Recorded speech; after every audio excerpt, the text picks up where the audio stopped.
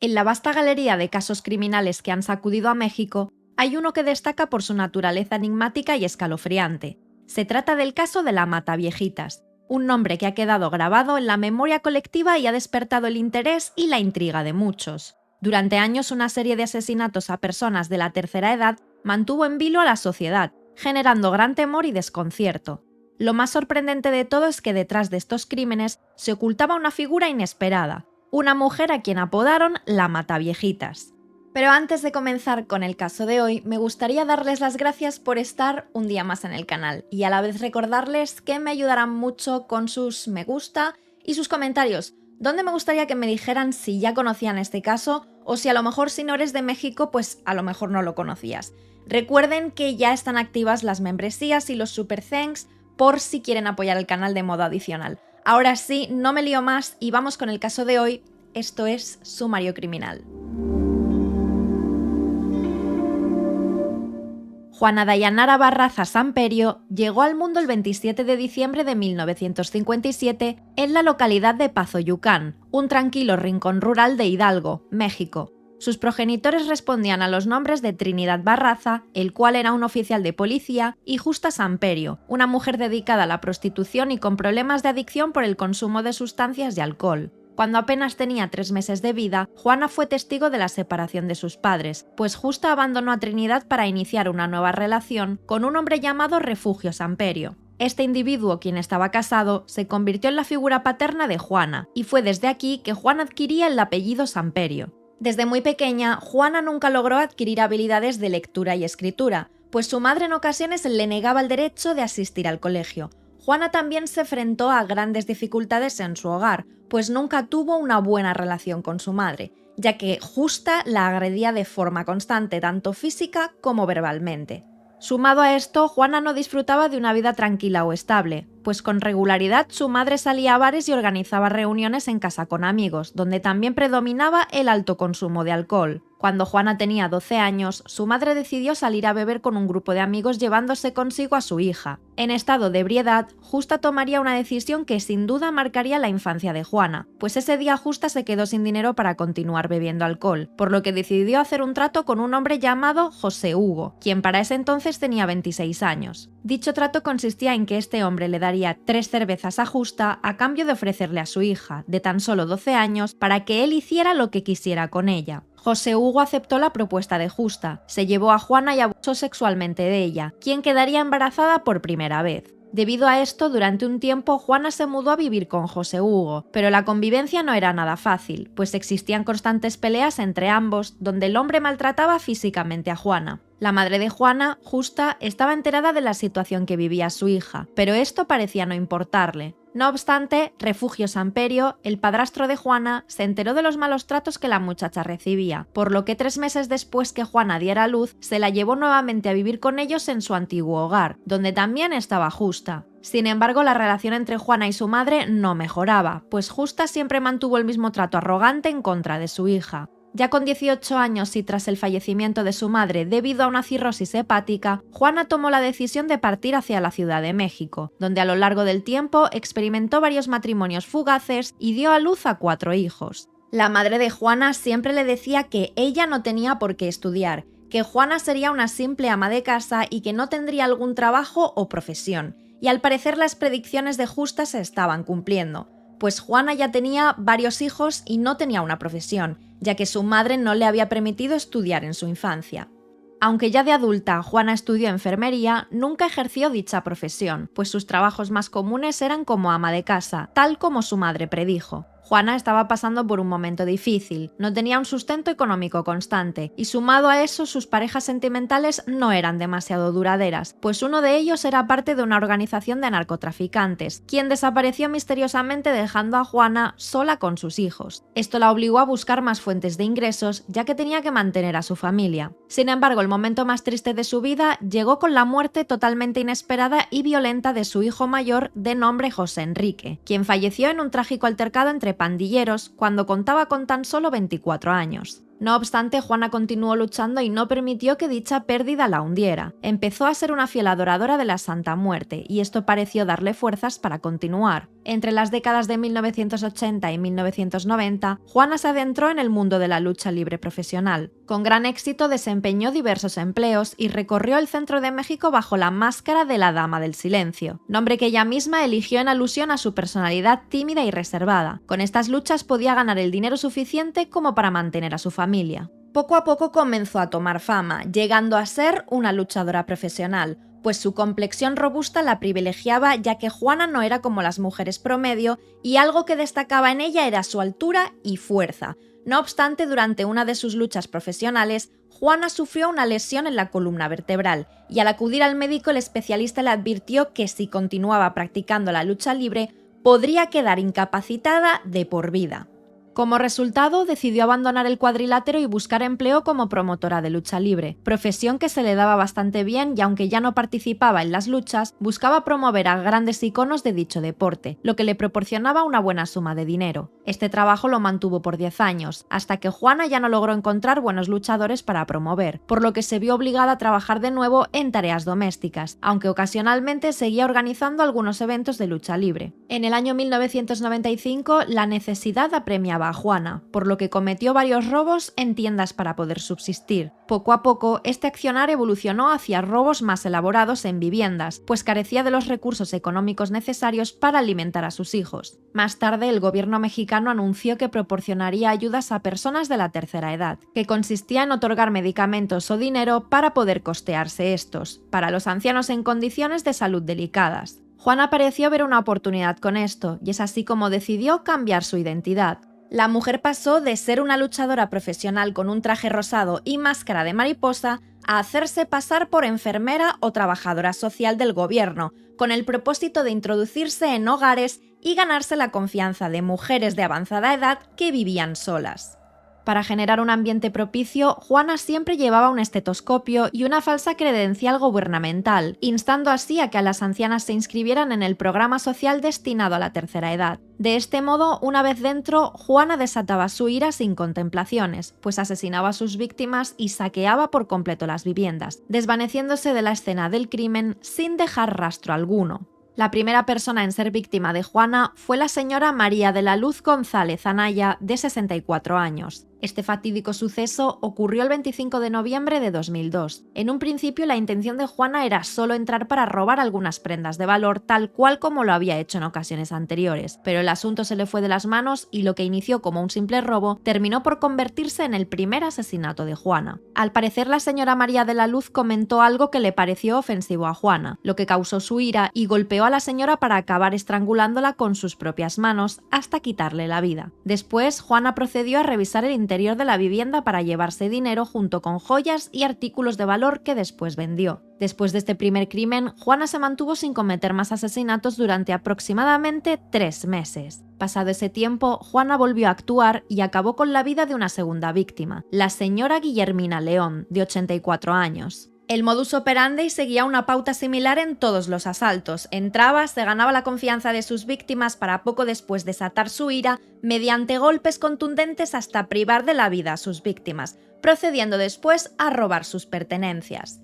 No obstante, de cara al exterior, Juana era una mujer muy callada, pero en su interior la ira de todo lo que pasó en su infancia la consumía. Dicha ira la mantuvo a raya mientras era luchadora profesional, pero una vez que ya no pudo continuar con esta profesión, empleaba esta agresividad con las ancianas. Juana siguió asesinando impunemente durante un largo tiempo, pues tampoco se preocupaba por borrar huellas ni ocultar evidencias, hasta que las autoridades descubrieron algo que los llevaría hasta la responsable de estos crímenes. Los crímenes alcanzaron gran notoriedad en los periódicos y en los noticieros televisivos, alimentando la especulación en torno a la existencia de un asesino serial apodado el Mataviejitas.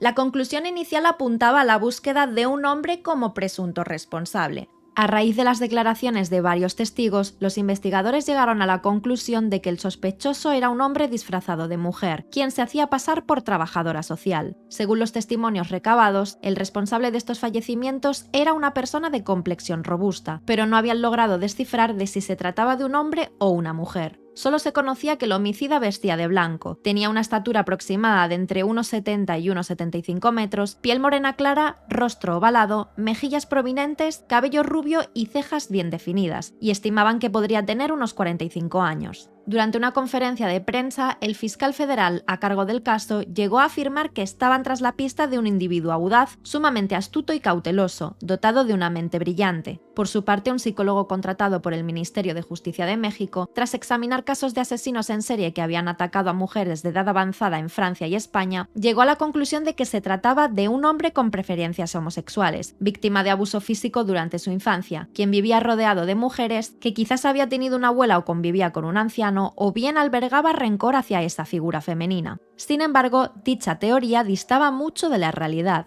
Para el 5 de noviembre de 2003, los crímenes se multiplicaron de forma alarmante. En ese momento, las autoridades policiales ya contaban con suficientes pruebas, testimonios y datos que los llevaron a creer que estaban lidiando con un asesino en serie. Se percataron que los últimos 9 asesinatos tenían mucho en común, pues todas las víctimas eran mujeres de la tercera edad, y todas mayores de 60 años y que vivían solas. Los investigadores forenses analizaron los cuerpos de las víctimas y notaron que eran estranguladas con distintos objetos caseros, como cables o cordones. También vieron que las víctimas no mostraban signos de haberse defendido, lo que indicaba que el atacante entraba a las viviendas con su consentimiento, lo que hacía pensar que las víctimas mantenían un grado de confianza con su agresor, pues las cerraduras de las viviendas tampoco estaban forzadas. No obstante, las autoridades se vieron en la obligación de mantener toda esta información en secreto, ya que todavía se encontraban en plena investigación del caso y era preferible no divulgarlo al público. Además, este asunto se había convertido en una batalla política entre el gobierno federal, liderado por el Partido Acción Nacional, y el Ayuntamiento Federal de México, controlado por el Partido de la Revolución Democrática, pues se llegó a afirmar que los asesinatos y la violencia eran responsabilidad del Ayuntamiento Federal, argumentando que estos casos habían aumentado debido a un plan de salud implementado para las personas de la tercera edad, pues alegaban que los robos a personas de la tercera edad eran debido a que se sabía que estos recibían una buena suma de dinero por parte del Estado, lo que los había convertido en los principales blancos de los ladrones. El 1 de abril de 2004 se anunció una detención y se tenía la esperanza de haber acabado con los crímenes, pues se detuvo a una mujer de 39 años llamada Araceli García, que coincidía con el perfil de la persona buscada, ya que esta mujer se hacía pasar por enfermera para entrar en las viviendas y robar a las ancianas. Aunque Araceli aceptó 20 cargos por robo, no aceptó los cargos por asesinato, y las huellas encontradas con las escenas del mataviejitas no coincidían con las de Araceli. Los medios comenzaron a especular que esta persona era la responsable de los asesinatos y que ya tenían tras las rejas al culpable, pero sin embargo los asesinatos continuaron, lo que indicaba que Araceli había dicho la verdad y que ella no era la verdadera asesina.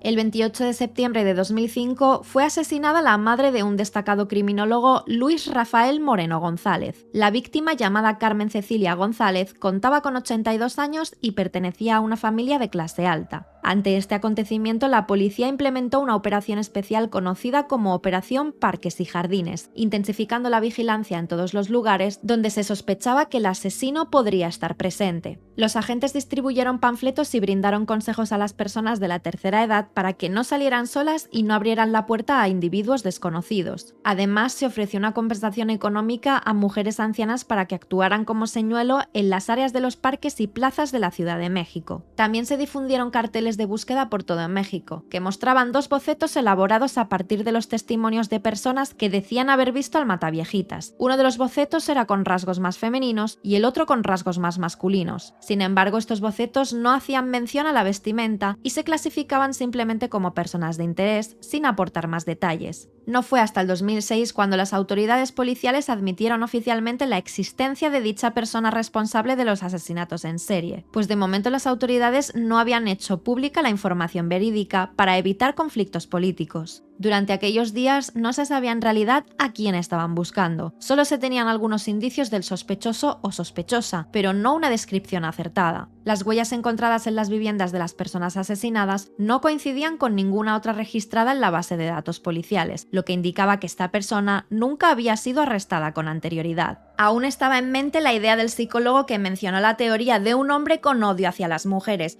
por lo que se produjo el arresto de al menos 49 trabajadoras sexuales y personas transgénero quienes posteriormente fueron puestas en libertad al no coincidir con las huellas encontradas en la escena del crimen.